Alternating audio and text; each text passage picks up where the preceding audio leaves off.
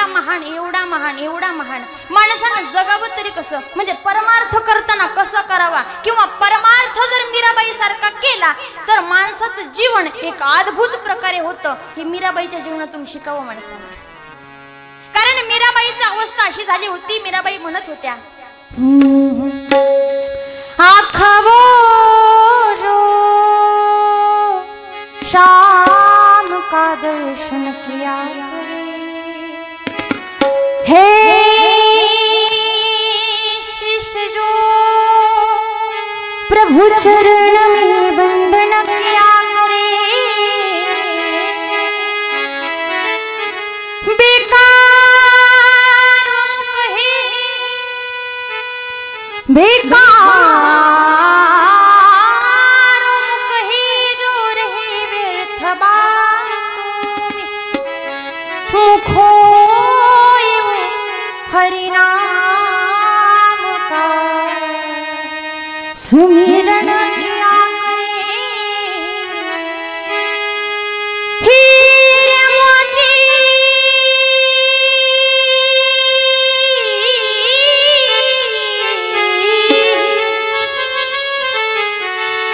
हीरे मोती से नहीं शोभाए हाथ की, हे भगवान का पूजन किया करे, मर कर भी अमर नाम हो उस जीव का जग में, प्रभु प्रेम में बलिदान जो जीवन किया करे।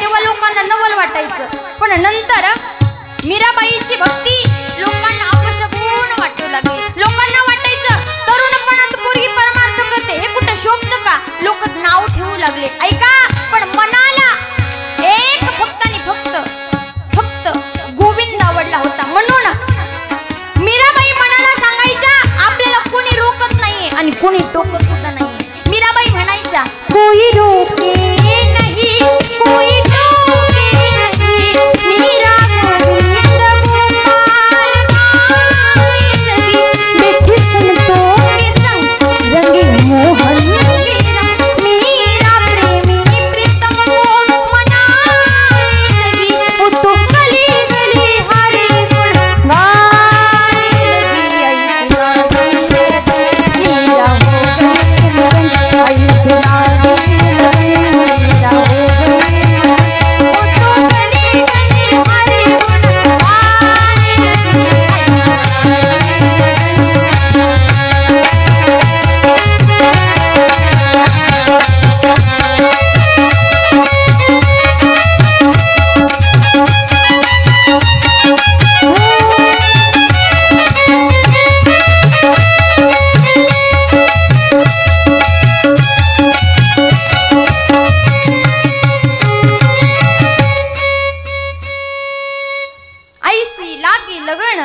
मीरा हो गई मगन, ओ तो गली गली हरी गुण गाणे लगी. ऐका, एवढी भक्ती केली आणि त्यांच्याकडून शिकण्यासारखं आहे. काय डोळे दिलेत भगवंतानं, ते कामाला तेव्हाच येतील जेव्हा तुम्ही त्याचं रूप बघाल.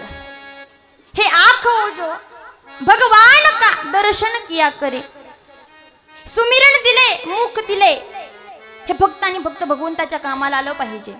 हात गोड असे हात दिलेत भगवंतानं, मग हे हातामध्ये सोन्याच्या बांगड्या घालून काम येतं का? हात महिला मंडळ सोन्याच्या घाला, हिऱ्याच्या घाला, पण हाताची शोभा त्यानं नाहीये.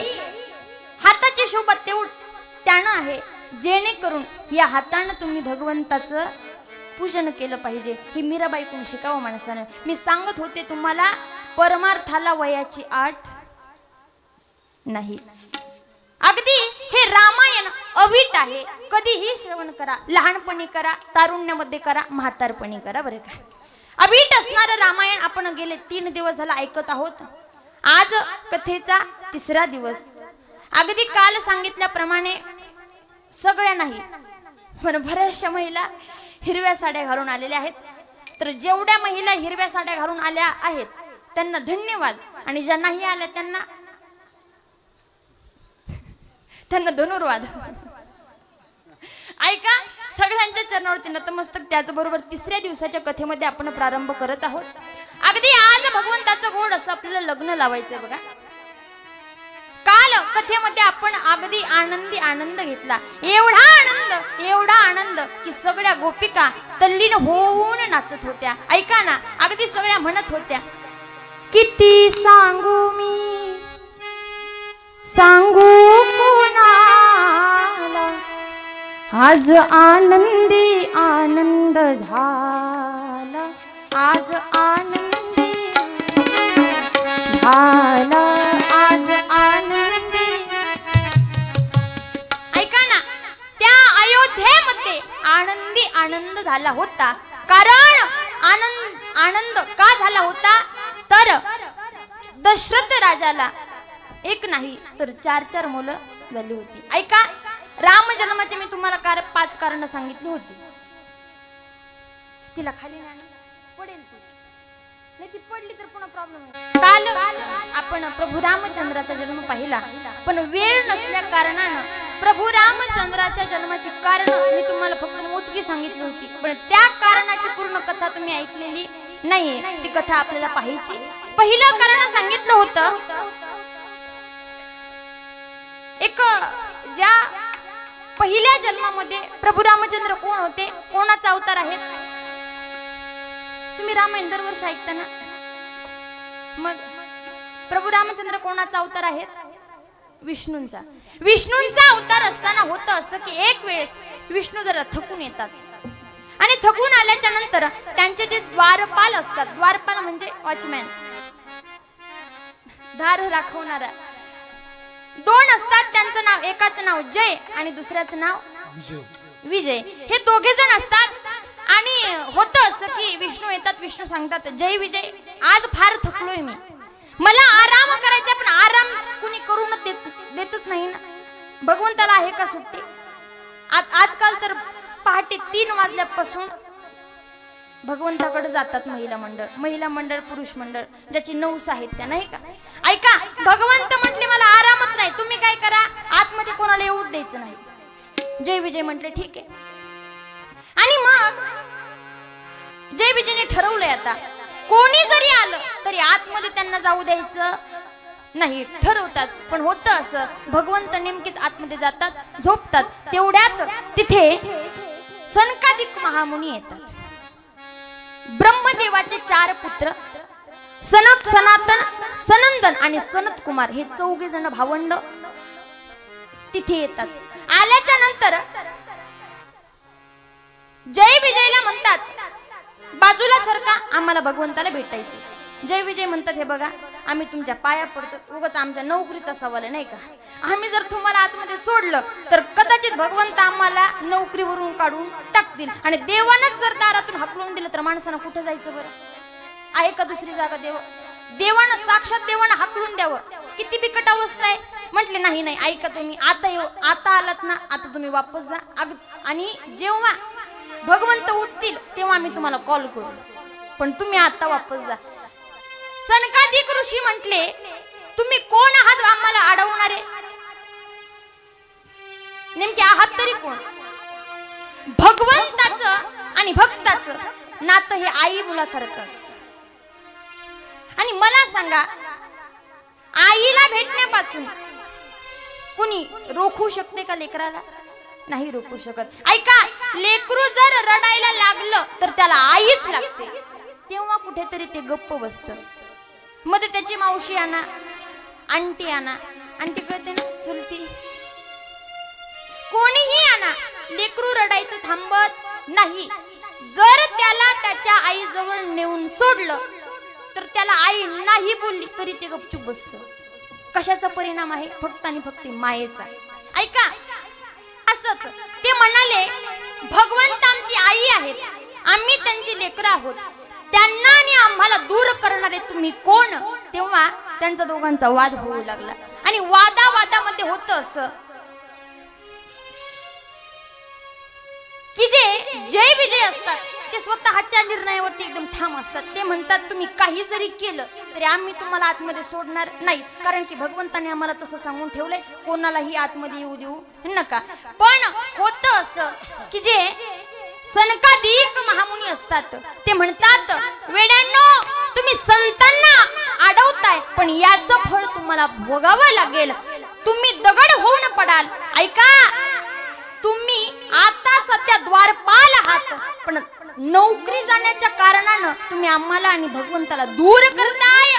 एक दिवस असा येईल तुम्ही राक्षस व्हाल आणि तुमचा वध करण्यासाठी साक्षात जगाच्या मालकाला जन्म घ्यावा लागेल. ऐका, तेच जय विजय रावण कुंभकर्ण होतात आणि त्यांच्यासाठी भगवंताला जन्म घ्यावा लागतो. हे झालं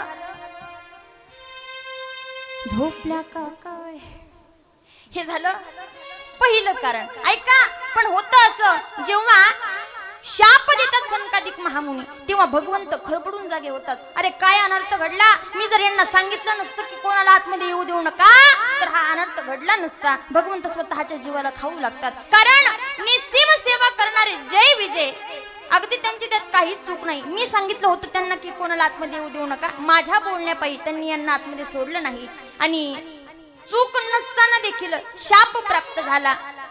भगवंत उठून बाहेर येतात. बाहेर आल्याच्या नंतर सनकादिकांनो हे चुकीचं केले तुम्ही. ऐका सनकादिकांनो, स्वतःला संत म्हणून घेतात पण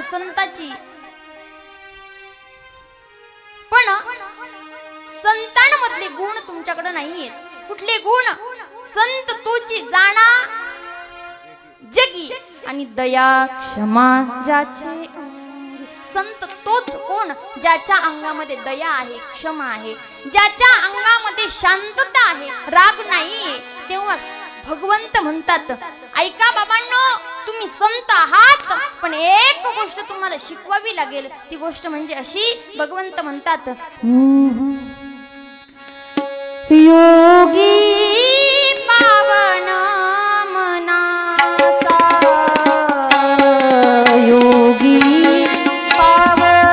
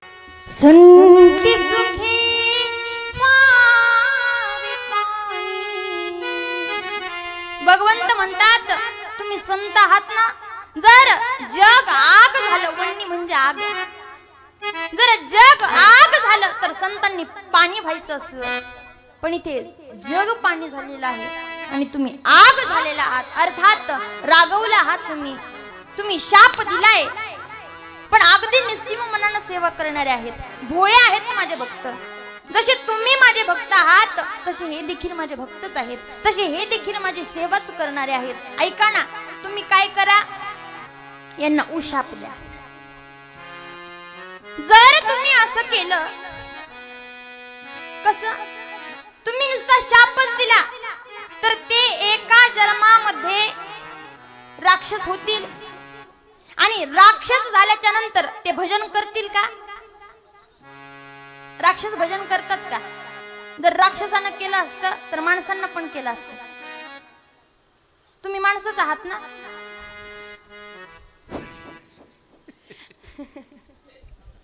ऐका, जर राक्षसानं भजन केलं असतं तर माणसांनी सुद्धा भजन केलं असतं, पण माणसंच भजन करत नाही तर मग राक्षस ते राक्षस राहिलं. ऐका, तुम्ही यांना राक्षस कराल, हे काय हरिभक्त पारायण होणार नाहीत, भजन करणार नाहीत, कीर्तन ऐकणार नाहीत, कथा ऐकणार नाहीत, मग त्यांच्या हातून पुण्य घडणारच नाही, त्यांच्या हातून फक्त आणि फक्त पापच घडेल आणि मग ते जन्म मरणाच्या फेऱ्यामध्ये गुंततील. ऐका ना, एवढी सेवा केली याचं फळ त्यांना भेटणार नाही. सेवेचं फळ एक असतं, ते म्हणजे मुक्ती भेटणं, मोक्षाला जाणं किंवा जन्म मरण या फेऱ्यातून मुक्त होणं, हे सेवेचं फळ असतं. हे फळ त्यांना कधी भेटणारच नाही आणि जग मला नाव ठेवेल, कारण जनाबाई सुद्धा एका ठिकाणी म्हणतात, धुंद झाला तुझा दरबार,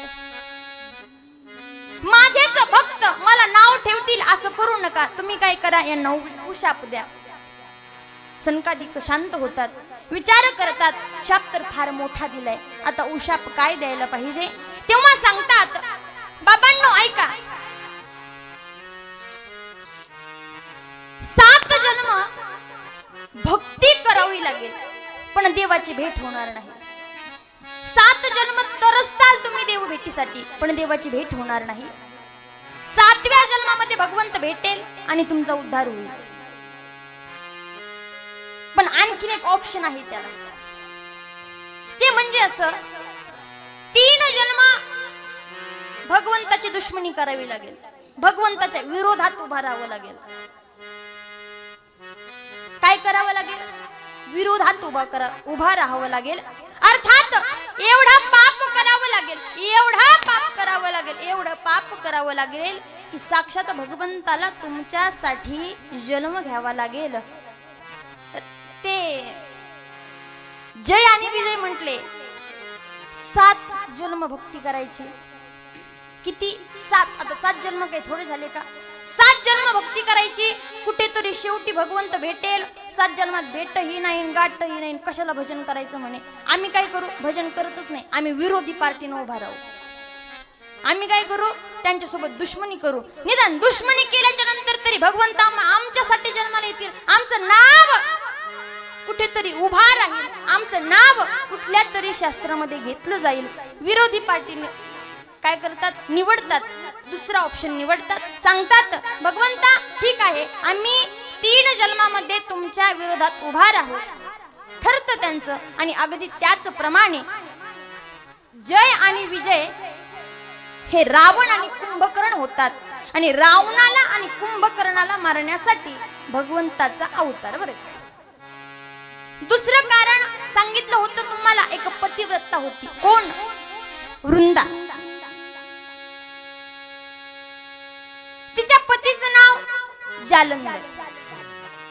आणि ऐका, तो पती फार क्रूर होता. तो पती एवढा डेंजर होता, फार मोठा राक्षस होता. तो माणसं बघत नव्हता, देव बघत नव्हता, धर्म बघत नव्हता. अगदी एवढं कपट होतं त्याच्या मनामध्ये, एवढं कपट की त्याला जीव, सजीव, निर्जीव काहीच कळत नव्हतं. जो दिसेल त्याला ठार करायचा, एवढा कपटी माणूस. पण ऐका, त्याला एवढी शक्ती भेटली तरी कुठून? तर तो जालंधर एक वेळेस होत असं, आणि तो जालंधर महाभयंकर रागीट असतो. त्याला राग एवढा येत असतो, एवढा येत असतो, तेवढा राग आपल्या किणगाव मध्ये कोणालाच येत नसावा. केवढा? जालंधर एवढा, एवढा रागीट. पण मग एवढा रागीट का बरं झाला तो? तर ऐका, त्याचं कारण असं आहे की एक वेळेस महादेवाला महाभयंकर राग आला होता आणि रागाच्या भरामध्ये त्यांच्या डोळ्यातून अश्रू गळत होती. आणि अश्रू गळत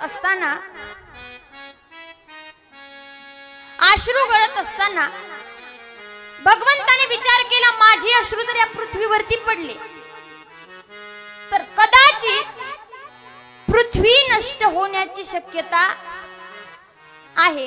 कारण भगवंताचा राग, कोणाचा? महादेवाचा राग फार डेंजर. विचार केला, हे अश्रू जर पृथ्वीवरती पडले तर विनाकारण या पृथ्वीचा नाश होऊन जाईल. अश्रू हातामध्ये धरले आणि समुद्रामध्ये फेकले. समुद्रामध्ये जसे फेकले तसंच त्या अश्रूमधून जालंधर नावाचा पुत्र प्राप्त झाला. समुद्रानं तो पुत्र बाहेर फेकला आणि सांगितलं, हे पुत्रा, फार धनवान होशील तू. आणि मग त्या पुत्राचं एक राज्य तयार झालं. पण ऐका, नंतर शक्ती कुठून भेटली? तर त्याची जी बायको होती, कोण? वृंदा. एवढी महान पतिव्रतेमध्ये तिचं एक नंबर नाव आहे बघा.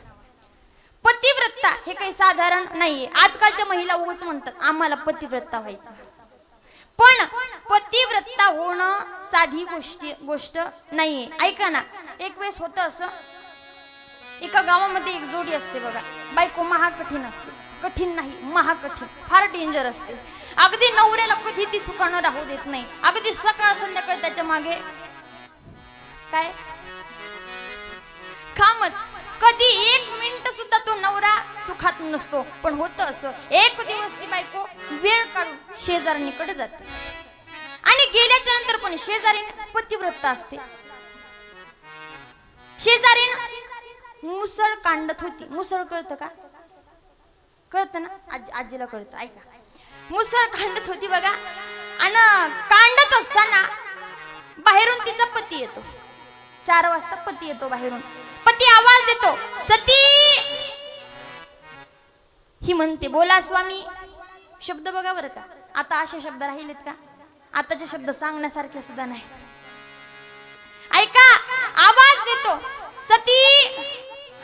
ती म्हणते, बोला स्वामी. तो म्हणतो, एक ग्लास पाणी आण. हातातलं मुसळ म्हणजे ते कुटायचं असतं ते बघा. मुसळ असं हातात असताना ती मुसळ असं वरती फेकते. पतिव्रतेची एवढी ताकद. प्रयोग करू नका बरं का, प्रयोग करताल तुम्ही. ऐका, दृष्टांत आहे तुम्हाला समजण्यासाठी. मुसळ वरती फेकते. पतिव्रतेची एवढी ताकद. मुसळ वरच्या वर राहत. ती जाते, पाणी घेते, नवऱ्याला पाणी देते, वापस येते. पुन्हा असं केलं की मुसळ खाली, पुन्हा कुटायला बसते. हे सगळं दृश्य ती भांडकुदर बायको बघत असते. ती सती पतिव्रता नसते. पण विचारते ती, का ग बाई, हे असं घडलं का? म्हणे, मी पतिव्रता आहे. पतिव्रता आहेस? बरं, पतिव्रता होण्यासाठी नेमकं केलंस तरी काय? पशुपती सोमवार करावे लागतात का खडे सोमवार करावे लागतात? नेमकं करावं तरी काय लागतं? काही नाही म्हणे. काय करायचं? फक्त पतीची रात्रंदिवस सेवा करायची. एकही काम पतीला सांगायचं नाही. मनामध्ये सुद्धा पतीला शिव्या द्यायच्या. कुठं नाही, वरून दिलं तर चालतं, पण मनामध्ये द्यायच्या नाही बरं. काय का, मनामध्ये सुद्धा पतीला वाईट म्हणायचं नाही. पतीची एकदम चांगल्या प्रकारे निष्ठावंत सेवा करायची. असं सगळं संभाषण ती तिला देते. ही घरी येते. घरी आल्याच्या नंतर पतीला म्हणते, ऐका ना. आजपर्यंत ती ऐका ना कधी म्हटलीच नव्हती. याला अटॅकच येतो की असं ही म्हटलीच कसं काय आज. पण पुन्हा तो शुद्धीवर येतो. म्हणतो, बोला, काय काम आहे? सवय झाली होती त्याला. तिने आवाज दिला की तो समजायचा काहीतरी काम आहे. बोलला तो, काय काम आहे? ती म्हटली, काहीच काम नाही, मला पतिव्रता व्हायचं. मॅडम, तुम्हाला पतिव्रता व्हायचं? हो म्हणे, मला पतिव्रता व्हायचं. मॅडम, पण होणार तुम्ही कशा? कोण बोलते? हे पती बोलतो बरं का. मॅडम म्हणतो, कारण दरारात तेवढा होता. मॅडम, तुम्ही नेमकं होणार तरी कसं? तेव्हा सांगतात, ती पत्नी म्हणते, तुम्ही मला आता मॅडम नका म्हणू, मला पतिव्रता व्हायचे, तुम्ही मला सती म्हणा. सती म्हणायचं तुला? बरं ठीक आहे, तुला सती म्हणतो. सती कसं होणार बरं तू पतिव्रता? काही नाही म्हणे, सोपं आहे. काय करायचं? तुम्ही आता बाहेर जा, 4 वाजता तुम्ही बाहेरून घरी यायचं. घरी आल्याच्या नंतर मला आवाज द्यायचा, सती. मी म्हणेल काय स्वामी.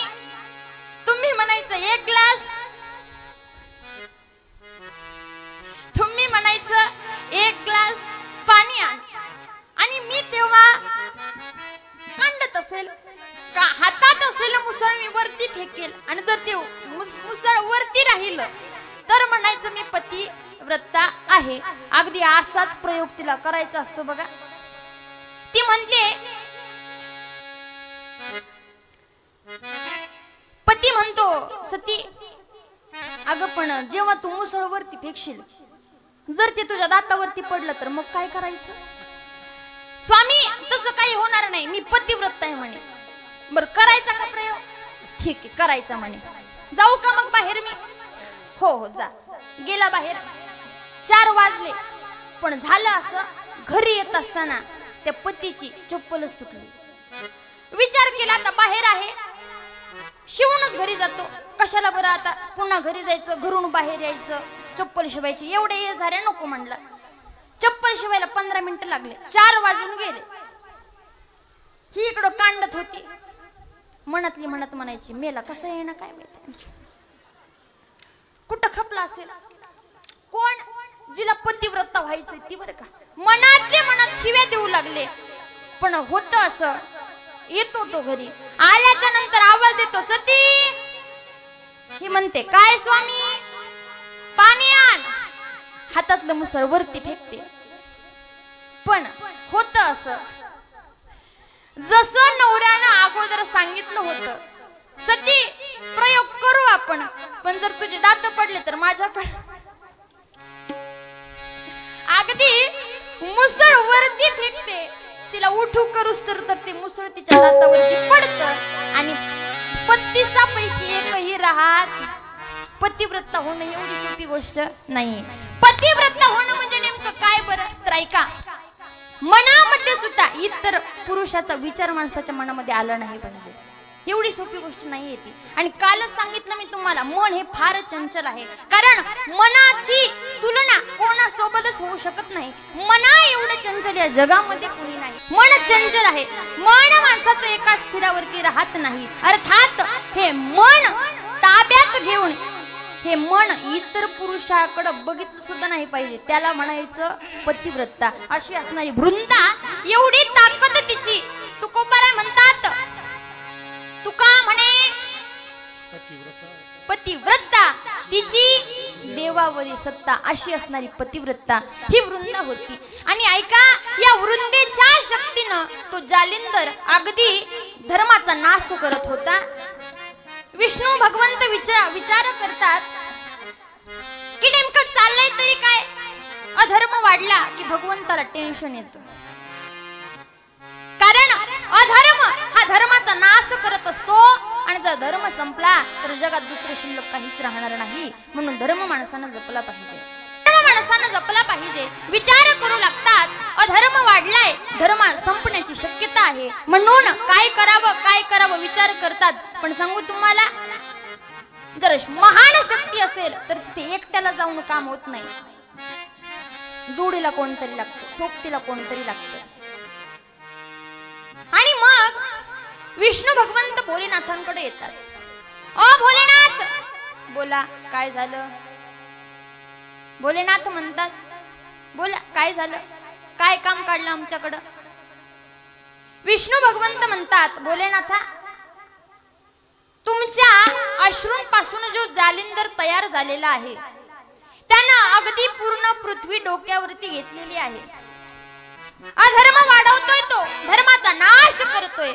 अगदी धर्माला संपवण्याचं काम त्यानं चालू केलेलं आहे. मग काय करायचं.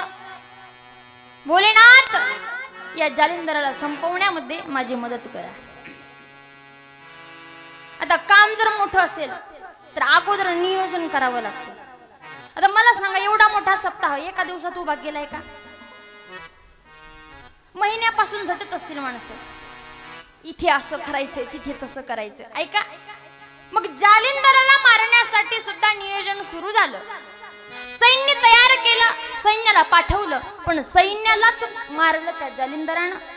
मग भगवंताने ठरवलं आता आपण स्वतः जायचं, पण एकट्यानं जाऊन काही होणार नाही. फार ताकदवर आहे तो, नव्हे तर त्याची जी पतिव्रता आहे त्या पतिव्रतेची ताकद त्याच्या सोबत आहे. आणि जोपर्यंत त्याची पतिव्रता आहे, वृंदा ही पतिव्रता आहे, तोपर्यंत त्याला मारणं अशक्य आहे. मग काय करायला पाहिजे? भोलेनाथ म्हणतात, ऐका, माझ्याकडे ताकद आहे आणि तुमच्याकडे सुंदर रूप आहे, तुम्ही काय करा. आता मी काय खूप सुंदर दिसत नाही किंवा माझा मेकअप, काल सांगितलं मी तुम्हाला भोलेनाथाचा मेकअप कसा आहे. तर भोलेनाथ म्हटले, तुम्ही सुंदर दिसतात आणि माझ्याकडे ताकद आहे, मी काय करतो, याला मारायला जातो. पण तुम्ही तोपर्यंत मध्ये, तेवढ्या वेळामध्ये जालिंदराचं रूप घेऊन त्या वृंदाला तिचं पतिव्रत भंग करायचं ठरलं दोघांचं. इकडे युद्ध सुरू झालं, पण युद्धामध्ये अगदी महादेवावरती शस्त्र चालवू लागला. महादेवाला टेन्शन आलं. महादेवांनी कॉल केला, तुम्ही पोहोचले नाही का तिथपर्यंत, लवकर काहीतरी करा, इकडे माझ्या जीवावरती बेतायला लागले. हे विष्णू भगवंत जातात. गेल्याच्या नंतर सांगतात, महाराणीजी, राजाची आग आहे. वृंदा डोक्यावरती पदर घेऊन अगदी त्या जालिंदराचं स्वागत करण्यासाठी हातामध्ये अवक्षणाचं ताट घेऊन समोर येते. आल्याच्या नंतर अवक्षण करते आणि अवक्षण करण्यासाठी टिळा लावावा लागतो, बरोबर ना, गंध लावावा लागतो.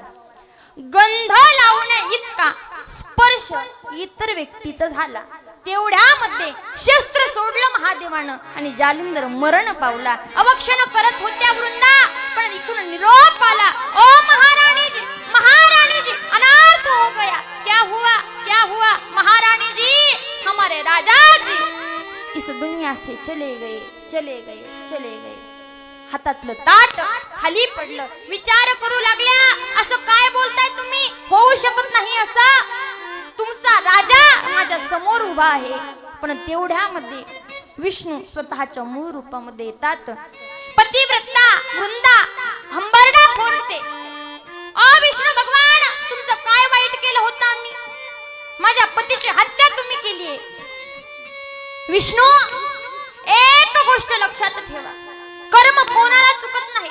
एक गोष्ट सांगू मावशांना तुम्हाला, एक वेळेस देवाला घाबरू नका, एक वेळेस देव माफ करेल तुम्हाला, पण कर्म कधीच माफ करत नाही. म्हणून देवाला घाबरायचं नाही, पण कर्माला माणसानं घाबरायचं. पाऊला पाऊलीला जो आपण कर्म करतो, कर्म करत असताना 50 वेळेस विचार करायचा की बाबा, मी जर हे केलं तर याच्यापासून काही वाईट परिणाम होतील का. अर्थात कर्माला घाबरावं, देवाला घाबरू नये, पण कर्माला घाबरावं माणसाने. सांगतात वृंदा म्हणतात, ओ विष्णूजी, कर्म वाईट केलंय तुम्ही, याचं फळ तुम्हाला नक्कीच भोगावं लागेल. विष्णू म्हणतात, वृंदा शांत व्हा, तुम्ही अगोदर आमचा न्याय ऐकून घ्या. वृंदा शांत व्हा. वृंदा शांत व्हायला तयार नाहीये, रडत आहे, हंबरडा फोडत आहे. एवढा पतिव्रत धर्म पाळून आज उपयोग झाला नाही. शेवटी पतीच्या सोबत सती जायचं होतं, पण त्या वेळेला माझं तुम्ही पतिव्रत्य भंग केलेला आहे, याचं फळ तुम्हाला भोगावं लागेल. ओ विष्णूजी, एक अवतार असा होईल की त्या अवतारामध्ये माझा पती तुमची बायको पळून गेल्याशिवाय राहणार नाही. येतंय ना लक्षात? तोच जालंधर रावण झाला आणि सीतामाईला पळून घेऊन गेला. तेवढ्या तिथे भोलेनाथ येतात. भोलेनाथ म्हणतात, माई शांत व्हा, माई तुम्ही शांत व्हा. भोलेनाथा, तुम्ही बोलू नका मला, तुम्हीच माझ्या पतीचे हत्यारे आहात, तुम्हाला देखील शाप देते मी. माई शांत व्हा, थांबा माई. माई, रागामध्ये माणूस काहीही बोलत असतो, म्हणून राग आला की तोंडाला चिकटपट्टी लावायची. म्हणलं कळतंय माझं? काल मी सांगितलं तुम्हाला, ऐका, जिभेवरती बर्फी आणि डोक्यावरती बर्फ, आणि जर बर्फ विरघळला, अर्थात राग जर जास्त झाला तर तोंडात पाणी घ्यायचं माणसानं. का तर तोंडात पाणी, आणि ते पाणी गिळायचं पण नाही, थुंकायचं पण नाही, कारण तोंडात पाणी असलं की माणूस बोलूच शकत नाही. बोलणं कळतंय ना माझं? रागामध्ये माणसानं काही बोललं नाही पाहिजे, कारण राग जेव्हा माणसाला येत असतो तेव्हा माणूस काय बोलतोय हे माणसाला कळत नसतं. सांगतात भोलेनाथ, माई शांत व्हा. माई अहो तुमचा पतिव्रत भंग झालेला नाहीये. हा दुसरा तिसरा कोणी नव्हता, हा साक्षात भगवंत होता. ऐका ना माई, तुमच्या पतीनं अधर्माचा पालन केलं होतं, धर्माचा नाश केला होता, म्हणून नाविलाजानं आम्हाला तुमच्या पतीची हत्या करावी लागली. माई शांत व्हा तुम्ही. वृंदा म्हणते, भगवान कशी शांत होऊन? ज्या पतीसाठी मी माझं उभं आयुष्य लावलेलं आहे, ज्या पतीच्या सेवेमध्ये पूर्ण आयुष्य मी काढलेलं आहे, तो पती आज माझ्या जवळ नाहीये. नवे तर सांगू तुम्हाला, प्रत्येक महिलेची इच्छा असते बघा, मरावं महिलेनं पण सुहास, बरोबर ना? प्रत्येक महिलेची ही इच्छा असते. पण आज तुम्ही माझं कुंकू माझ्यापासून हिरावून घेतले, तुम्हाला काही पटलं पाहिजे. कोण म्हणतं? वृंदा म्हणते. भोलेनाथ म्हणतात, माई पतिव्रत भंग झालेलं नाहीये तुमचं. हो, तुमचा पती तुमच्यापासून दुरवलाय, पण त्याला दुरवलंय देखील आम्ही, हेही आम्ही मान्य करतो. माई पण ऐका ना, तुमचा पती कुठल्या धर्माचं काम करत नव्हता व जर सप्ताह चालू असेल तर तिथे वर्गणी देत नव्हता, जर कथा चालू असेल तर तो तिथे ऐकायलाही जात नव्हता. बरं तो हातामध्ये चिपळी आणि विणाची झणकार नामस्मरणही करत नव्हता, कुठल्या धर्माचं काम करत नव्हता. नवे तर अधर्म वाढवत होता तो. माई असं करू नका. वृंदा म्हणते, मला सगळं पटतंय तुमचं, पण माझी जी पतिव्रतेची ताकद होती, आज जग म्हणेल पतिव्रता नारी एवढी महान आहे, पण स्वतःच्या पतीला वाचवू शकली नाही. अगदी जेव्हा पतीचं मरण होत होतं तेव्हा ती पतिव्रता राहिली नाही. भोलेनाथ म्हणतात, आम्ही तुम्हाला तेच तर सांगण्याचा प्रयत्न करतोय, जोपर्यंत तुमचं पतिव्रत भंग होत नव्हतं तोपर्यंत तुमचा पती मरण पावत नव्हता. ऐका, पतिव्रतेची ताकद, जोपर्यंत महिला पतिव्रत आहे, निष्ठावंत आहे, एकनिष्ठ आहे पतीपाशी, तोपर्यंत त्या पतीला यम देखील हात लावू शकत नाही तर देव सुद्धा हात लावू शकत नाही. माई, तुझी पतिव्रत भंग करण्यासाठी आम्ही हे काही हटकून केलेलं नाहीये. आम्हाला इच्छाही नव्हती, कारण भक्ताची भक्ती करणं हा आमचा धर्म आहे, ना की भक्ताचा नाश करणं. तू भक्त होतीस, पण नाविलाजानं आम्हाला हे करावं लागलं. भोलेनाथ, पण हे तुम्ही फार वाईट केलेलं आहे. माई ऐक, आम्ही तुला एक वरदान देऊ. काय वरदान देता आता तुम्ही मला? माई, तू एवढी महान होशील की प्रत्येक सुहासीन दररोज सकाळी तुझं दर्शन घेईल, दररोज तुला पाणी घालेल. तू धन्य तुळशीचा महिमा, धन्य तुळशीचा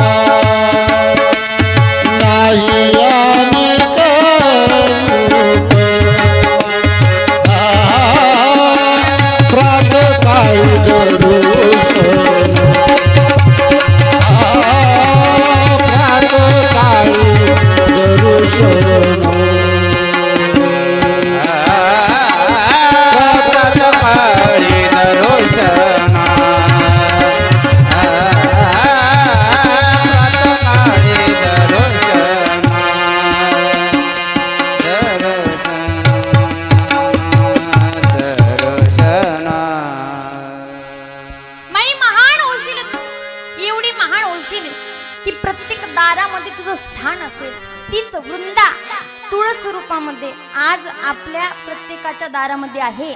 आणि प्रत्येक सौभाग्यवती तिला पाणी घालते ना, किनगाव घालतात का? पाणी घालतात ना. तिला पाणी घातल्याशिवाय आपल्याला जेवण्याचा अधिकार नाही.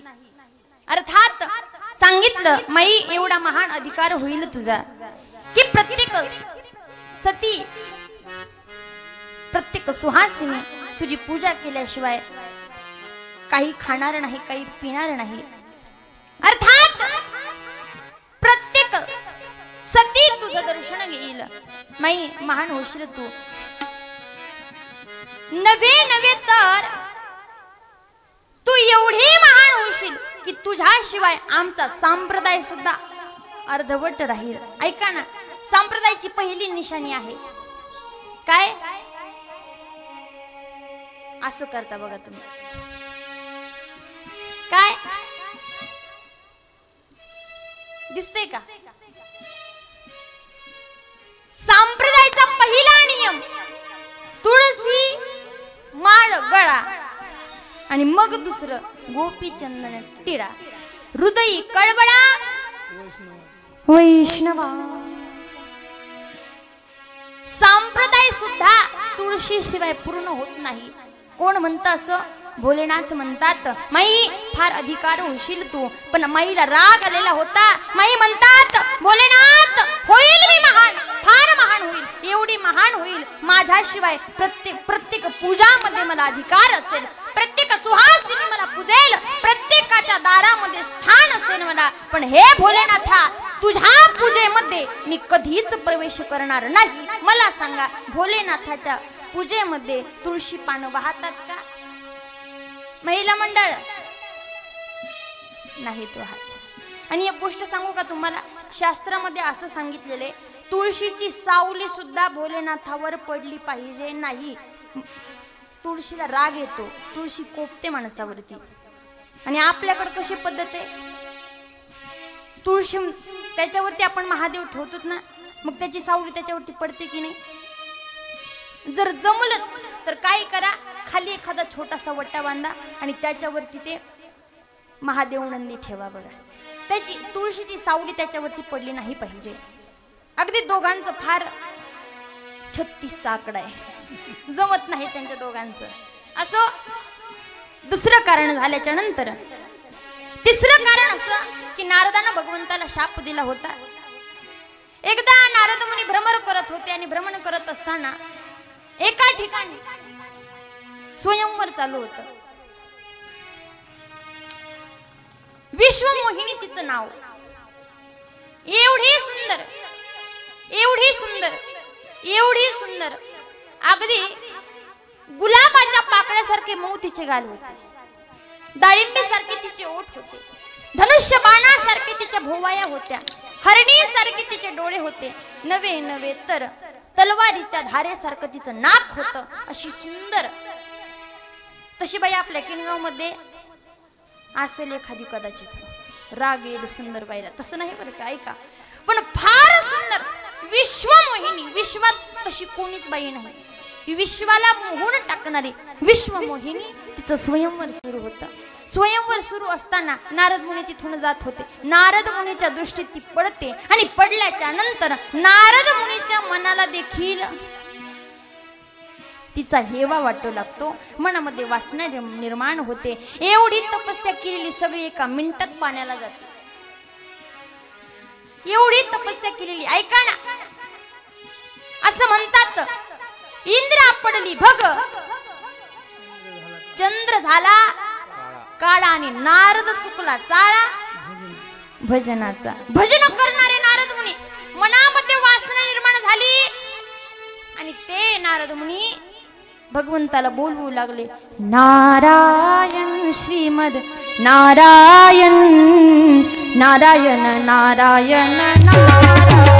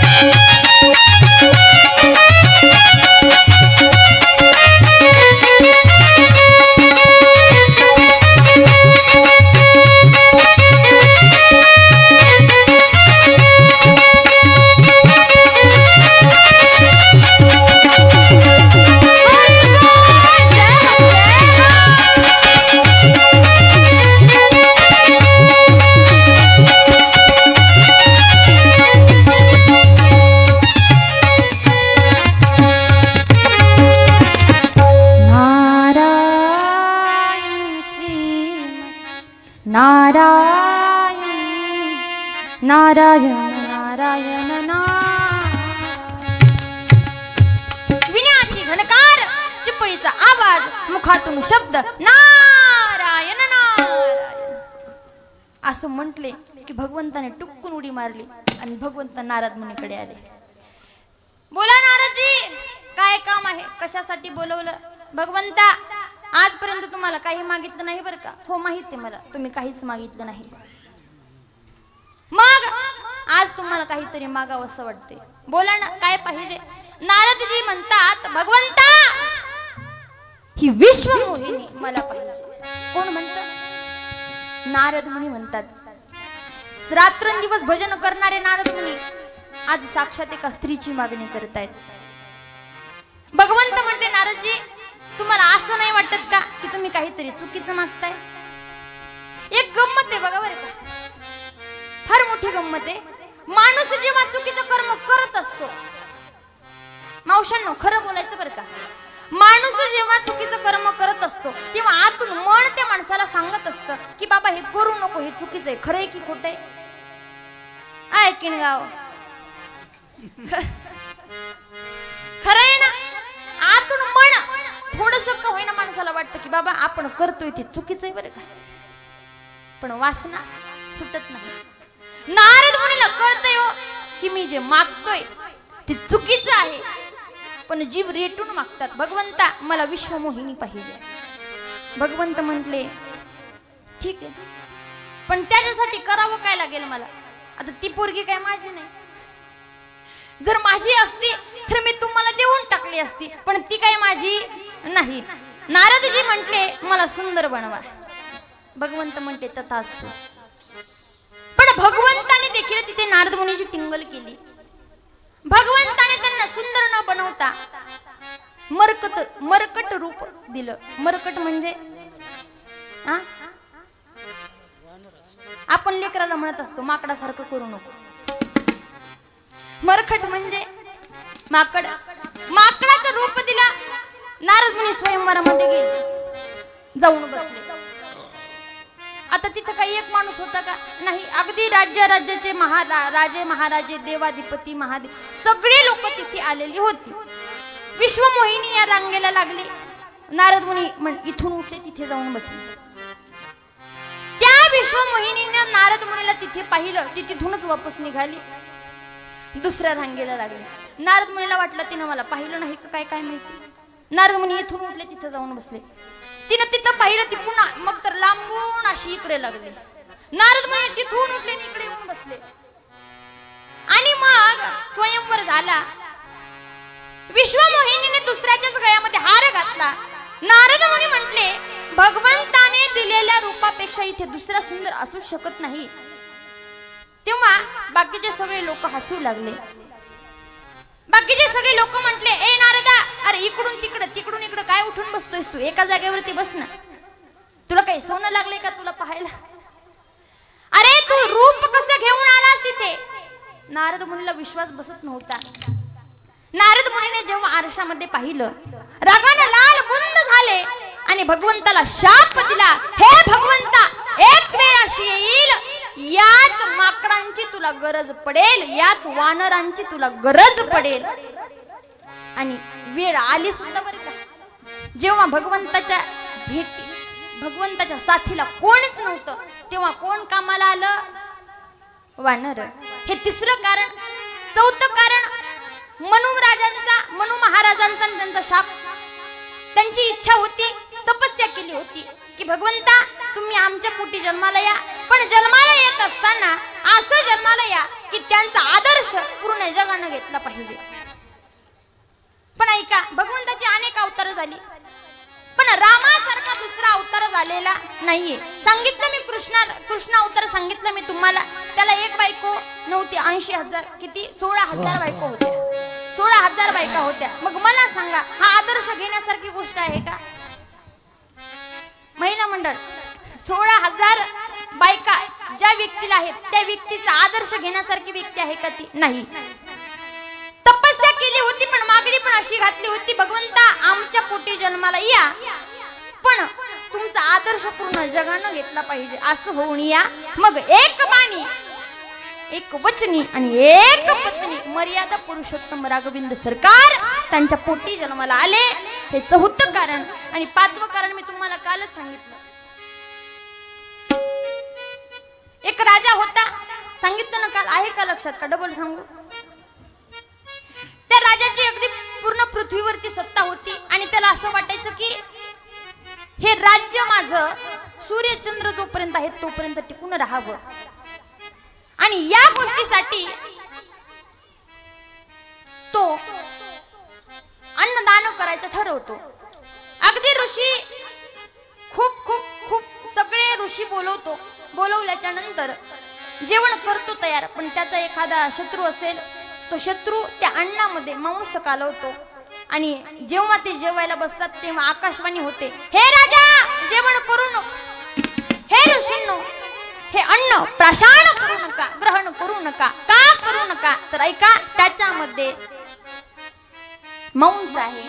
आणि मग जेव्हा हे ऋषी ऐकतात तेव्हा सगळे एक साथ शाप देतात, हे राजा दगड होऊन पडशील, राक्षस होशील, तुझ्या राज्याचाच नाही तर तुझ्या कुळाचा नाश होऊन जाईल. तोच राजा रावण झाला आणि भगवंताला त्याच्या राज्याचा आणि त्याच्या कुळाचा नाश करण्यासाठी अवतार घ्यावा लागला. हे 5 कारण मी तुम्हाला काल सांगितली होती. अवतार कथा आपली संपलेली आहे. एकदा भगवंताचं नामस्मरण करा. श्रीराम जय राम जय जय राम श्रीराम. तुम्ही म्हणतात का तोपर्यंत? दरवेळेस आम्हीच म्हणतो. तुम्ही म्हणा ना, थोडं म्हणा बरं. मी पुढे म्हणते, तुम्ही मागं म्हणा.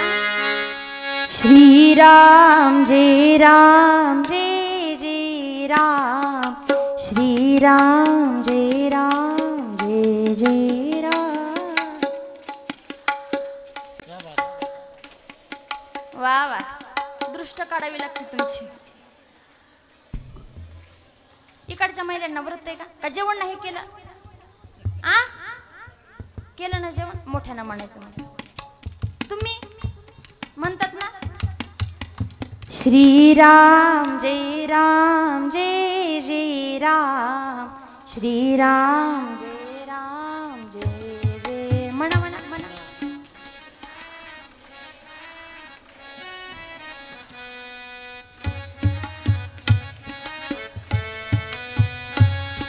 श्रीराम जय राम जय जय राम श्रीराम जय राम जय जय राम. आता म्हणा.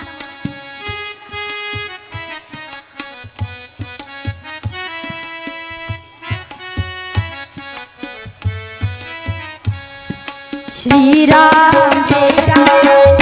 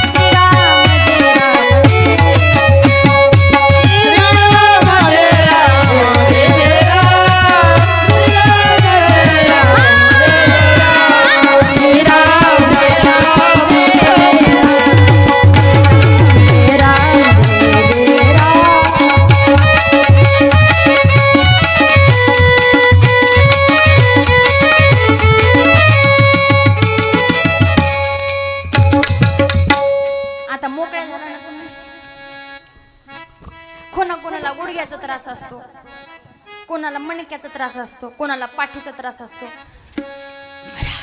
कोणाला ह्याचा पण त्रास असतो, झोप येण्याचा नाही का. पण भजन झाल्याच्या नंतर अगदी सगळे ओके होतात. आता पुढे कथा बघू. अवताराची कथा संपली इथे. पुढे आता ज्या अयोध्या नगरीमध्ये रामप्रभू जन्माला येणार आहेत त्या अयोध्येचं वर्णन इथे आलेलं आहे. अयोध्या आहे तरी कशी, तर त्या अयोध्येचा राजा कोण? महिला मंडळ. अयोध्येचा राजा दशरथ. त्या दशरथ राजाला एकूण 700 राण्या, पण एकीला सुद्धा संतान प्राप्त होत नव्हती. जन्मामध्ये म्हणजे जीवनामध्ये असंच असतं बरं का. धन भरपूर होत, संपत्ती भरपूर होती, सत्ता भरपूर होती, पण घराण्याला वारस नव्हतं. ऐका, जीवनामध्ये असंच असतं. जीवनामध्ये कोणी सुखी नसतं बरं का. कुठे एवढी तोंड असतात खाण्यासाठी, एवढी तोंड की तिथे अन्न कमी पडतं, आणि कुठे खायला भरपूर असतं पण तिथे अन्नच नसतं. बरोबर बोलते ना मी. एक बाई माहेराला निघाली. जाताना म्हणत होती, बाई बाई जाते ग माहेरा, बाई बाई जाते ग माहेरा. कुठे? बाई बाई जाते ग माहेरा, बाई बाई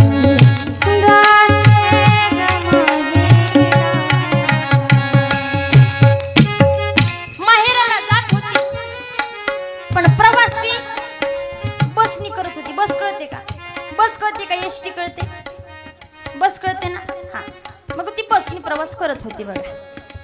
आणि बसने प्रवास करत असताना होतं असं की ती आपले 5-6 लेकरं घेऊन निघालेली असते. कुठे? माहेराला चाललेली असते. बस थांबते, पण तिथे एक घोळ होतो बघा. होतं असं 5-6 लेकरं असतात तिची. ती छोट्याला वरती ठेवलं आणि दुसऱ्याला घ्यायला खाली वाकली की ते वरचं लगेच टुपकून खाली उडी मारायचं. अगदी अर्धा तास हे असं सुरूच झालं बघा. कंडक्टर ओरडला, म्हणे मावशी तुम्हाला काही अक्कल आहे का नाही, कळतं का नाही म्हणे, तुमची एवढी लेकरं कुठं प्रवासाला आणायची असतात का बरं. एवढी लेकरं घेऊन आलात तर आला बरं. त्या लेकरांना समजून सांगायचं ना, 1 नंबर तू जा, 2 नंबर तू जा, 3 नंबर तू जा. बरं त्यांना समजून पण नाही सांगितलं. एकाला वरती ठेवलं की दुसरं खाली उतरतंय, दुसऱ्याला वरती ठेवलं की तिसरं खाली उतरतंय, तिसऱ्याला वरती ठेवलं की चौथं खाली उतरतंय. मावशी एक काम करा, तुम्ही वरती या म्हणजे तुमचे लेकरं वरती येतील. मावशी वरती येंगल्या, लेकरं वरती येंगले. अर्धा तास बस लेट झाली. कसं बस शीट भेटलं, शीट भेटलं, पण शीट एकच घेतलं त्या मावशीनं. मग काही लेकरांना मांडीवरती घेतलं, काही लेकरांना शीटा खाली घातलं, काही लेकरांना ते बॅग ठेवायची नसते का वरती, त्याच्यावरती ठेवलं. कशासाठी? तिकीट. बरोबर आहे ना. कंडक्टर फिरून त्यांच्याकडे आला, मावशीला विचारलं, मावशी तिकीट काढा. ठीक आहे म्हणे. काढलं तिकीट, स्वतःच काढलं. कंडक्टर म्हटले 6 लेकरं आहेत, 6चे 3 द्या, 3 फुकट घेऊन जा, पण 3 तरी द्या. मावशी म्हटली नाही नाही, हा कुठे पहिलीलाच आहे, हा कुठे हा कुठे UKG-लाच आहे, हा कुठे LKG-लाच आहे. मावशी सांगायचं का? तर तिकीट. कंडक्टर अगोदरच फार रागवलेला होता. कंडक्टर म्हणला, मावशी तुम्हाला खरंच काही अक्कलच नाही म्हणे. म्हणे का? एवढी लेकरं कुठं प्रवासाला आणायची असतात का, आणि ते पण सरकारी बसमध्ये. मावशी म्हणतात, कंडक्टर म्हणतात, मावशी एवढी लेकरं आणायची नसतात, काय करायला पाहिजे होतं तुम्ही, अर्धीच लेकरं आणायला पाहिजे होती. मावशी म्हणतात, बाबा गप बस, अर्धीच आणली. तुम्ही हसलात याचा अर्थ तुम्हाला ऐका, सांगायचा उद्देश उद्देश मला एवढाच आहे की कुठे कुठे एवढी लेकरं आहेत, कोठे काही एक आहे एक नाही. कुठे कुठे एवढी लेकरं आहेत पण त्यांना खायला अन्न नाही, आणि कुठे कुठे खायला भरपूर आहे पण तिथे लेकरच नाही. अशी अवस्था राजा दशरथाची झाली होती. संतान प्राप्त होत नव्हतं. एक दिवस राजा निद्रा अवस्थेत होता. निद्रा अवस्था कळते का? झोपणं. झोपलेला होता आणि झोपल्याच्या नंतर माणसाला स्वप्न पडतं बघा. पण फरक एवढाच आहे मायबाप, लक्ष देऊन ऐका बरं का. स्वप्न पडतं माणसाला पण फरक एवढा आहे की संतांना स्वप्न देवाचं पडतं आणि माणसांना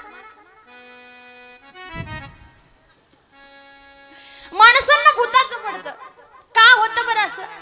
तर आपली वाणी नामस्मरणच करत नाही. अर्थात स्वप्न पडलं पण स्वप्नामध्ये 3 चिता जळत होत्या. एक सोबत 3 चिता जळत होत्या. राजा खरबडून जागा झाला. दुसऱ्या दिवशी गुरुजी त्यांचे वशिष्ठजी आला त्यांच्याकडे. गुरुजी अनर्थ हुआ. गुरुजी म्हटले काय झालं? एवढं का ओरडतोय? एवढं काय झालं? राजा म्हटला गुरुजी स्वप्न पडलं मला रात्री. स्वप्न पडलं. मग काय झालं स्वप्नात? म्हणे स्वप्नामध्ये झालं असं की 3 चिता एक सोबत जळत होत्या. याचा अर्थ काय बरं? गुरुजी थोडा विचार करतात आणि गुरुजी म्हणतात राजा टेन्शन घेऊ नको.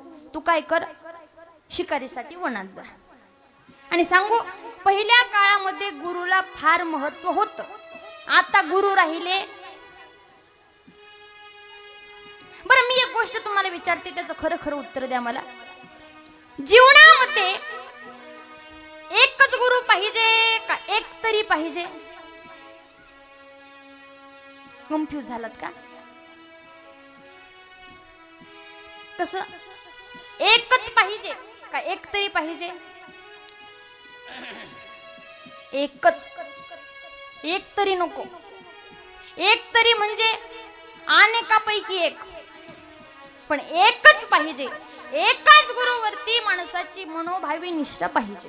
एकच गुरु असावा. आता गुरु राहिले नाहीत पण ऐका ना, गुरु शिवाय जीवनाला तरुण उपाय नाहीये बरं का. गुरु जर केला नाही तर हा यमदंड पूर्ण होणारच नाही. कारण संत सांगतात गुरु बिना कोण बतावे, गुरु बिना कोण बतावे,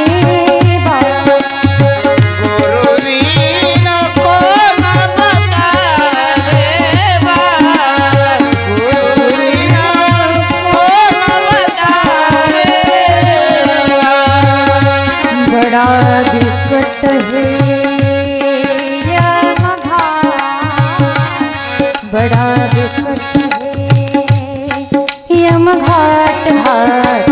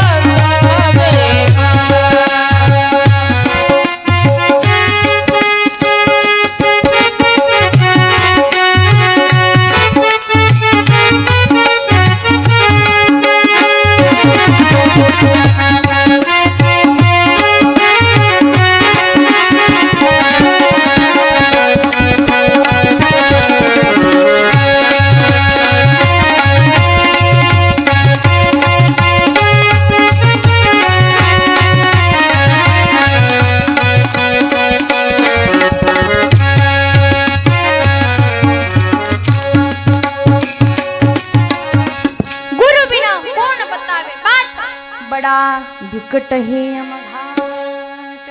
हा जीवनरूपी घाट फार अवघड आहे आणि याच्यासाठी गुरु माणसाकडे पाहिजे. गुरुकडे गेले, गुरुने सांगितलं टेन्शन घेऊ नको, काळजी करू नको, तोंडावरती 12 वाजल्यासारखं बसू नको, तू काय कर उठ आणि वनामध्ये जाऊन शिकार कर. निघाले राजा वनामध्ये गेले.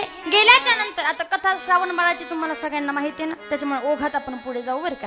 ऐका, वनामध्ये गेले पण शिकार भेटली नाही.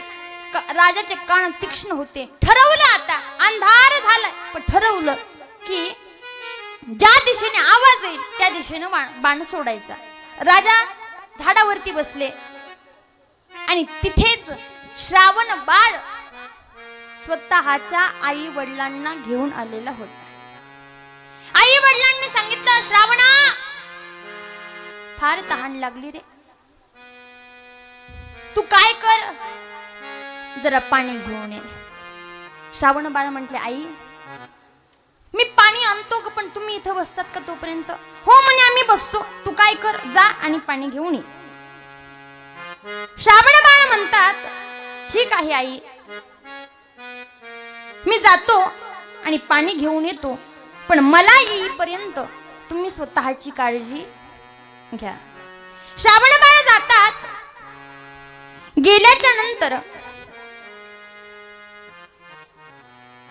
जो हातामध्ये लोटा असतो तो लोटा पाण्यामध्ये बुडवला. आता सांगा, आपल्याकडे तांब्या असतो, तांब्या कळतो ना, तांब्या आपण पाण्यामध्ये जर बुडवला तर बुडबुड बुडबुड असा आवाज येतो, बरोबर? अगदी तो लोटा पाण्यामध्ये बुडवला, बुडबुड आवाज आला, आणि जसा आवाज आला तसा त्या राजानं बाण सोडला, आणि बाण सोडल्याच्या नंतर तो बाण त्या श्रावणाच्या मनामध्ये जाऊन बसला, हृदयामध्ये जाऊन बसला, आणि त्या श्रावणानं प्राणत्याग केला. आवाज दिला, आई बाबा आवाज दिला. जसा आवाज ऐकला राजाचं मन घाबरलं. आपल्याला शिकार तर पशुची करायची होती. आई बाबा हा शब्द आलाय, नक्कीच कोणीतरी मनुष्य आपल्या हातानं मरण पावलेला आहे. ऐका ना माय बाप. रडू लागला राजा, पण थरथर त्या अंगानं तिथपर्यंत पोहोचला. गेला तर पाहतोय श्रावण नदीच्या काठी पडलेला आहे.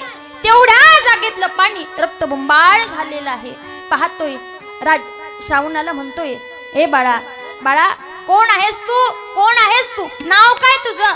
राजाजी, माझं नाव श्रावण. बाळा, एवढ्या रात्री इथे काय करत आहेस तू? राजा, महाराज, माझे आई वडील आहेत, अंधारे आहेत दोघे जण, त्यांना पाणी प्यायचं होतं आणि पाणी नेण्यासाठी मी इथे आलो होतो. श्रावणा, अरे बाळा, माझ्या हातून तुझी हत्या झाली रे बाळा, पण ए श्रावणा, खरंच अंतःकरणापासून सांगतो, तुझी हत्या करावी असं माझ्या मनात सुद्धा नव्हतं, पण ते घडलं बाळा, काय करू? श्रावण म्हटले, महाराज, जे झालं ते झालं, पण ऐका ना महाराज, मरत असताना एक शेवटची इच्छा मी तुमच्या पुढे व्यक्त करतो.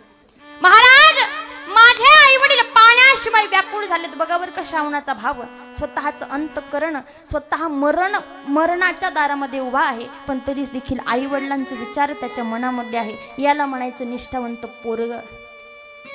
महिला मंडळ, एक गोष्ट फार गमतीची बरं का, कदाचित तुम्ही ऐकलंही असेल माझ्या तोंडातून.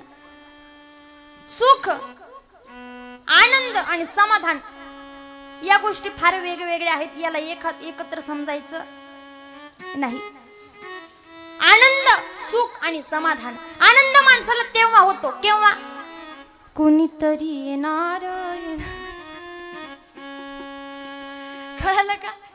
कोणीतरी येणार ग. कधी माणसाला कळतं की कोणीतरी आपल्या घरी येणार आहे. कोणतरी म्हणजे आपण आई होणार किंवा वडील होणार. आनंद होतो माणसाला. पण ऐका, सुख तेव्हा होतं जेव्हा पोरग होतं. खरंय की खोटे? शेजाऱ्यांची शपथ खाऊन सांगायचं, खोटं बोलायचं नाही. धर्म मंडपात आहात तुम्ही. आनंद तेव्हा होतो जेव्हा मुलगा होतो, आणि जर मुलगी झालीच तर माणसाचं तोंड पडतं. पण सांगू तुम्हाला, सध्याच्या कलियुगामध्ये तरी मुलामध्ये आणि मुलीमध्ये काही भेदभाव राहिलेलाच नाही. कारण मुलगी आज प्रत्येक क्षेत्रावरती पोहोचलेली आहे. असो, मला तिकडे जायचं नाहीये. आनंद तेव्हा होतो जेव्हा मुलगा होतो. आनंद तेव्हा होतो जेव्हा कळतं कोणीतरी येणार आहे. मुलगा झाला तर सुख भेटतं, पण समाधान नाही. समाधान केव्हा? तो मुलगा मोठा होऊन, कलेक्टर होऊन, मोठा बंगला बांधून त्या बंगल्यामध्ये आपल्याला ठेवील. नाही कळालं का? मोठा होऊन मोठा बंगला बांधीन आणि त्या बंगल्यामध्ये आपल्याला ठेवील, तेव्हा माणसाला समाधान आहे. तोपर्यंत समाधान नाहीये. समाधान वाटलं असेल त्या श्रावणाच्या आई वडिलांना की मरताना सुद्धा माझा मुलगा फक्त आणि फक्त आमच्या दोघांचा विचार करतोय. मरत आहे श्रावण पण सांगतोय महाराज एक शेवटची इच्छा,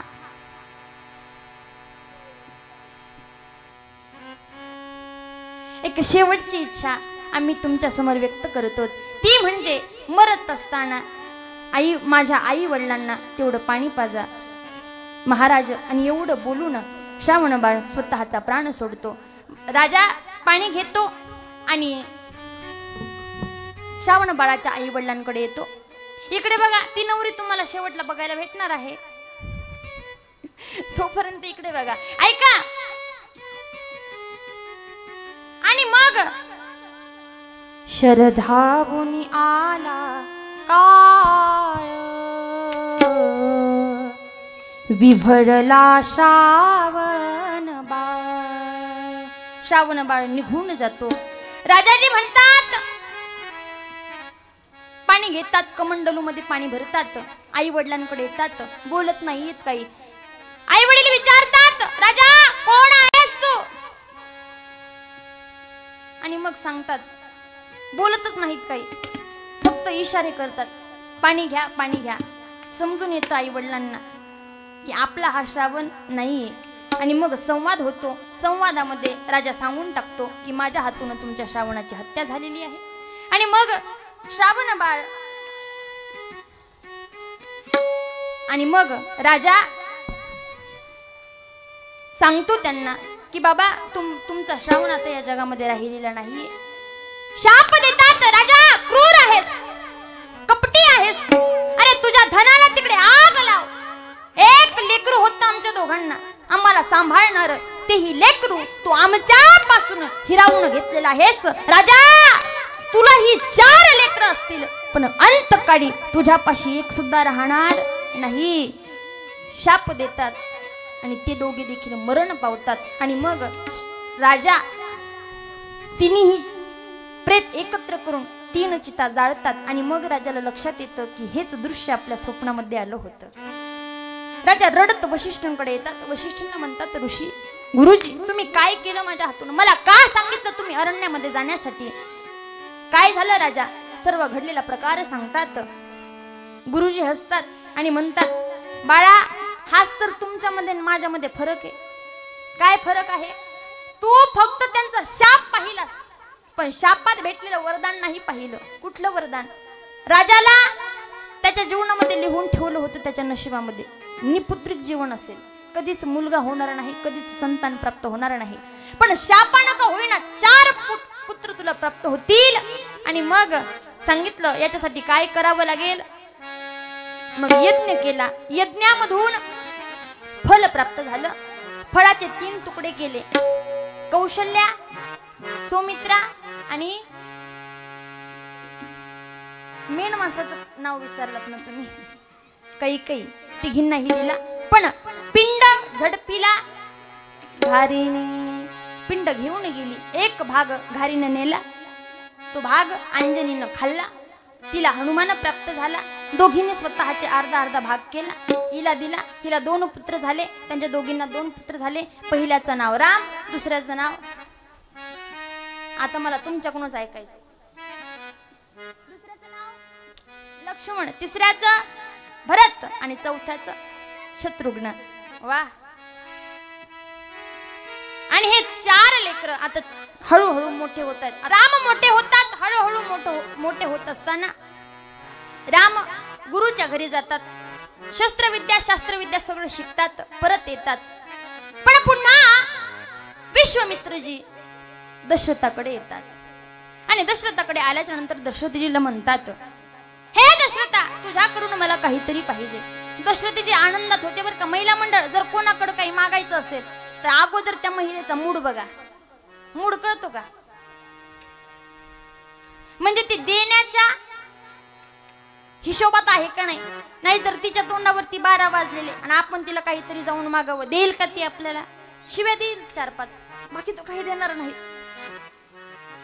दशरथजी मूड मध्ये होते. मागितलं राजा मला काहीतरी तुझ्याकडून पाहिजे. सांगितलं विश्वामित्रजी ऋषी महाराज जो आपको चाहिए हम वो आपको देंगे, बस आप मांग लीजिए.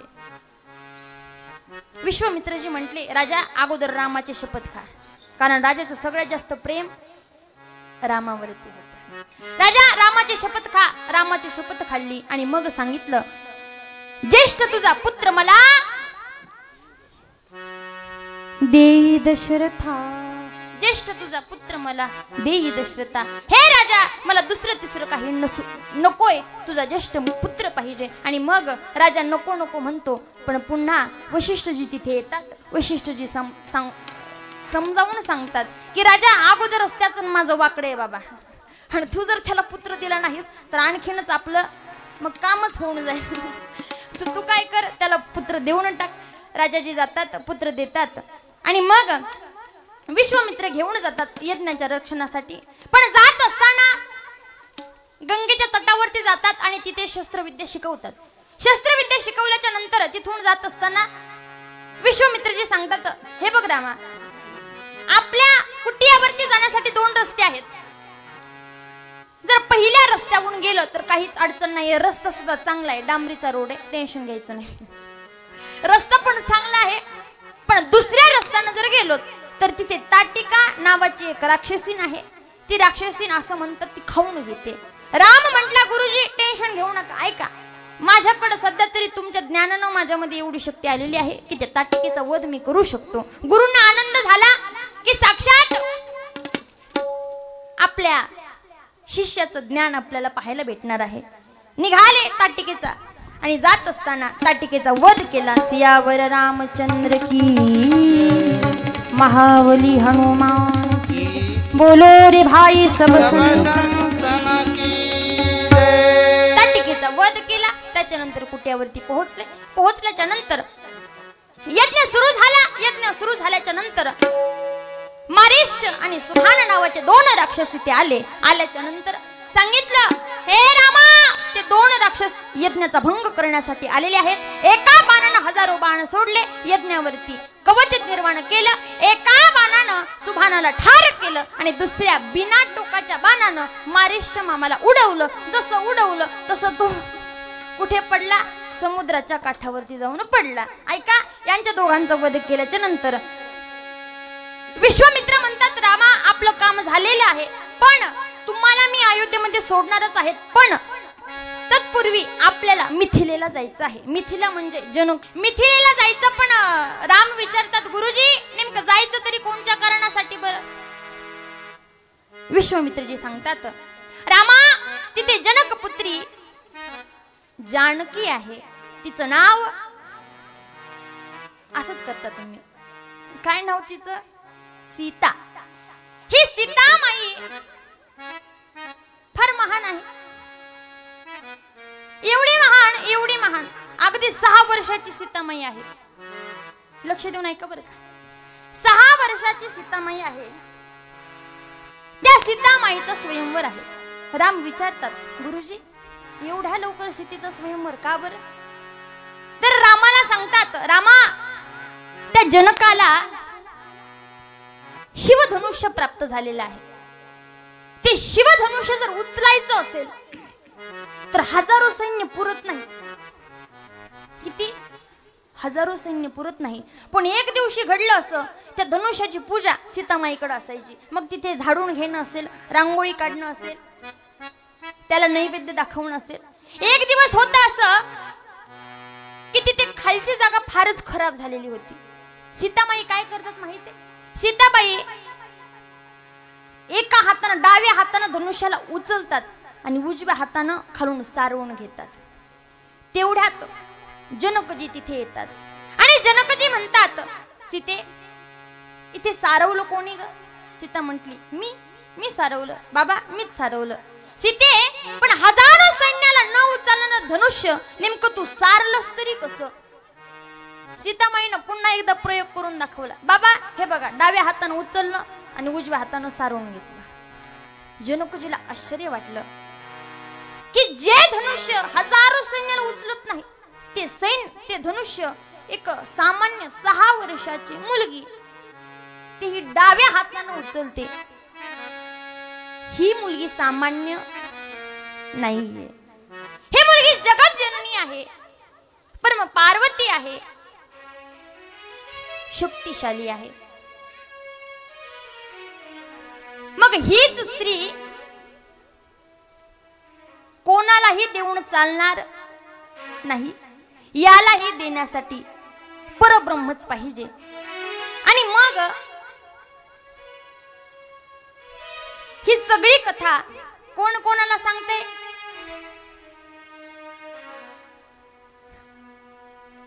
विश्वामित्रजी रामाला सांगत आहेत की असं असं तिथे घडले. आणि मग जनकजी ठरवतात की जो व्यक्ती हे धनुष्य मोडेल त्यालाच मी माझी मुलगी देणार. राजे महाराजे तिथे येतात स्वयंवरामध्ये, पण कोणालाही उचलत नाही. तेवढ्यामध्ये प्रभू रामचंद्र तिथे येतात, भजन करत येतात. श्रीराम जय राम जय जय राम, श्रीराम जय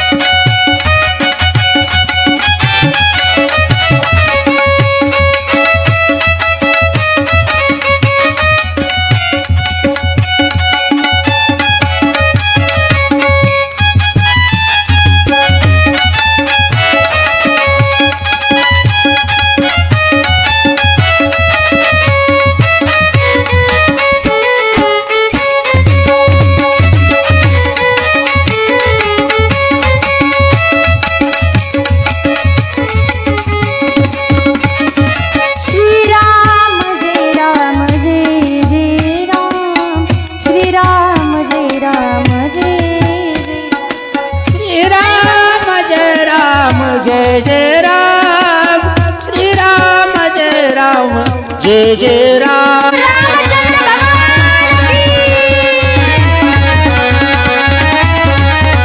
की धावा. आणि आता बघा ऐका, त्यांना उभं करा उभं करा.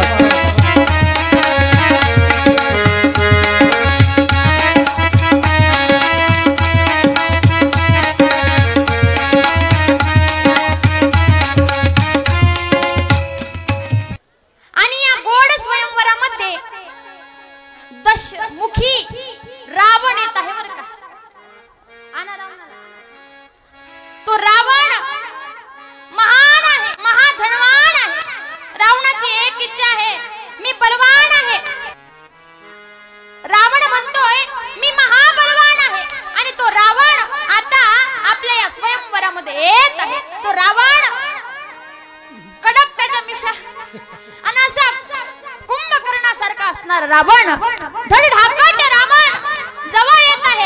रावण हात उंच करत आहे. हा हा हा हा हा हा या सीताला मी जिंकणार, या सीताला मी जिंकणार म्हणत आहे. रावण जवळ येत आहे. रावण या स्वयंवरामध्ये येऊन पोहोचलेला आहे. तो रावण या धनुष्याला उचलण्याचा प्रयत्न करत आहे, पण त्याला ते धनुष्य उचलत नाही. अगदी तो खाली पडतो. पण मग जो राम आहे तो राम जवळ येतो आणि त्या धनुष्याला एका हातामध्ये उचलून घेतो आणि त्या धनुष्याला आकाश मार्गी धरतो. आणि मग जनकजी म्हणतात माझ्या रामाचं आणि माझ्या भगवान की जय. स्वयंवर झाले सीतेचे, स्वयंवर झाले सीतेचे, स्वयंवर झाले सीतेचे, स्वयंवर झाले सीतेचे.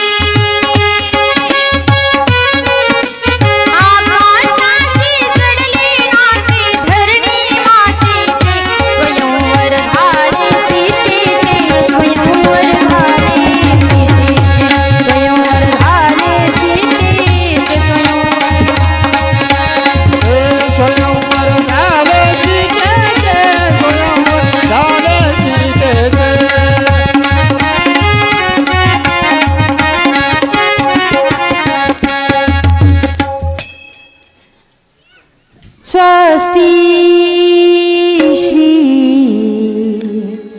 गणनायकं गजमुखं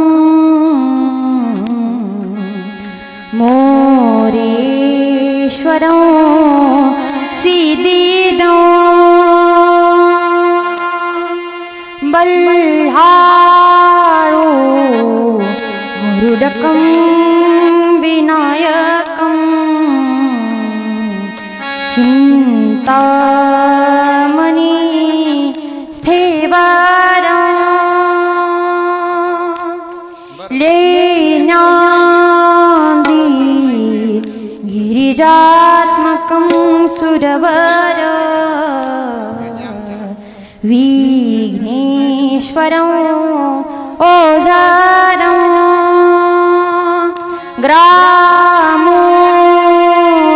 ग्रामोराजस्थिति गणनायकं गजमुखं कुर्या सदा मङ्गलं मधुरमङ्गलं सा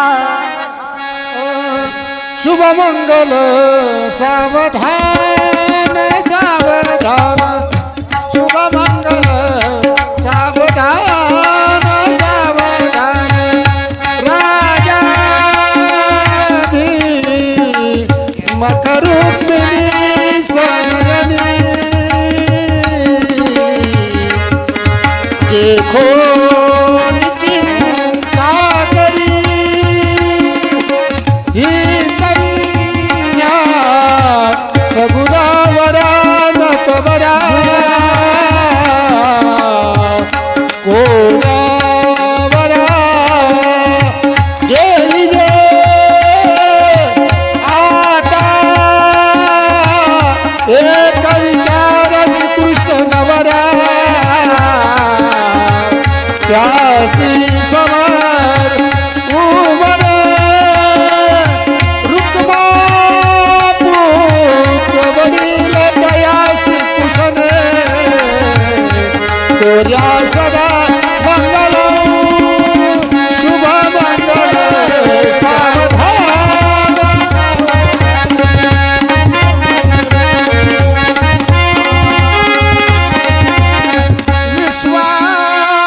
विश्वामित्र वसिष्ठ सर्वै ऋषी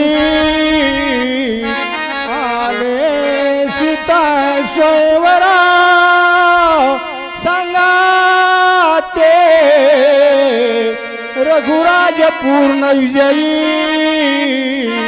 लावण्य तेजो हिरा हाती बाण धनुष्य घेऊन पुढे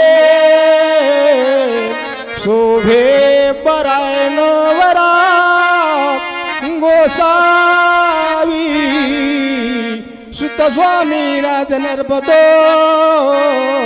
कोर्याय सदा मंगल शुभ मंगल सावधान लाडात वाढविली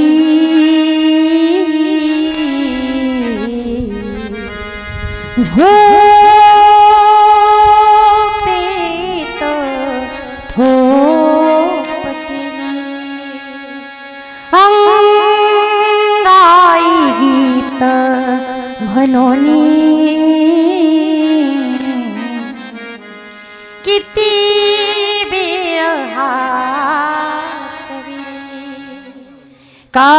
काय रंग सांगू आता स्वप्नातही पाहते जा लाडके सुखाने जडले अभंग वेडी आईची माया का वेड लावी जीवाया सुखी ठेव देवराया या लाडकीला माझ्या पांडुरंगा चरणी प्रार्थना मी करते जा लाडकी सुखाने जडले अभंगणाते शुभ मंगल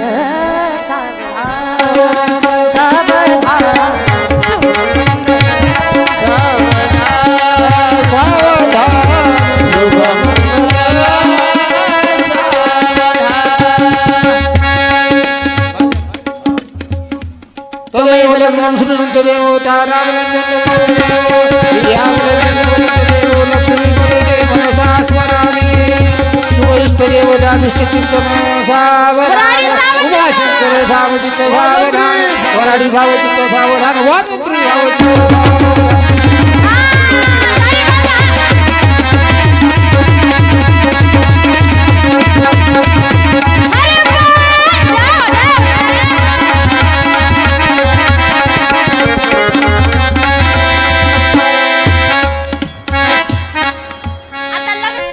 या किनगाव नगरीत काय वाजत गाजत काय वाजत गाजत सोन्याचं बाशिंग लगीन सोन्याचं बाशिंग लगीन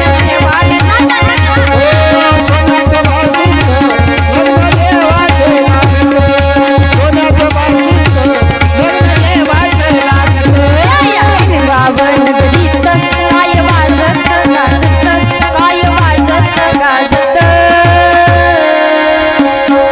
सोन्याचं बाशिंग सोन्याचं बाशिंग लगीन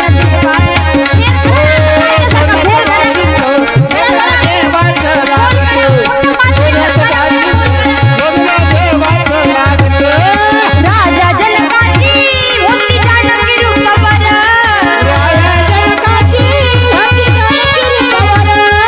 लिहून पत्रिका दिल्या ते स्वदेशावर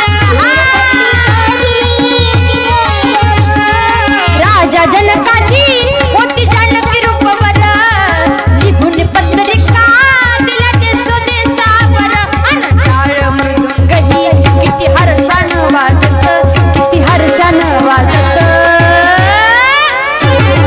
सोन्याचं बाशिंग लगीन देवाचं लागत सोन्याचं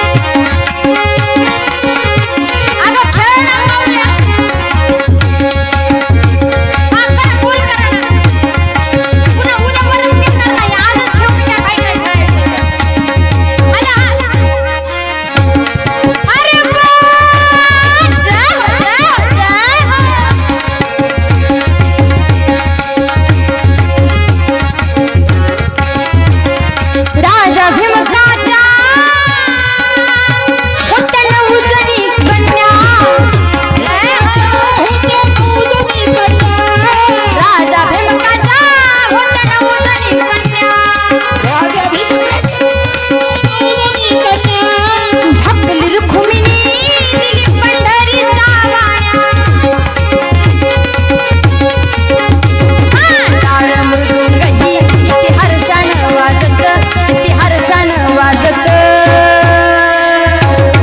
सोन्याचं सोन्याचं सोन्याचं सोन्याचं सोन्याचं सोन्याचं सोन्याचं आणि सोन्याचं बाशिंग लगीन देवाचं लागत सोन्याचं बाशिंग लगीन देवाचं लागत सोन्याचं बाशिंग लग्न देवाचं लागत सोन्याचं बाशिंग लग्न देवाचं लागत या किनगाव नगरीत काय वाजत गाजत काय वाजत गाजत सोन्याचं बाशिंग सोन्याचं बाशिंग सोन्याचं बाशिंग लगीन देवाचं सोन्याचं बाशिंग लगीन देवाचं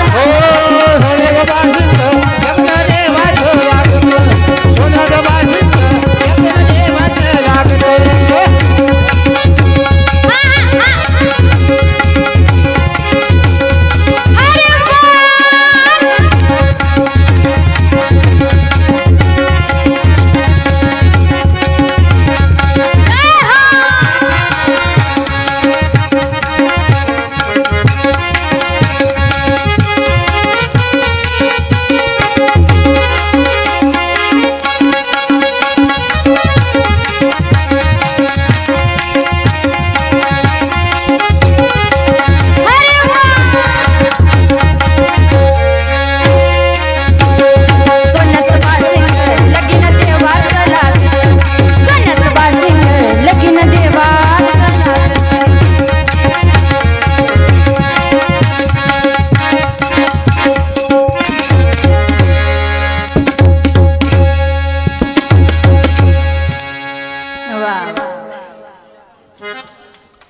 या किनगाव नगरीत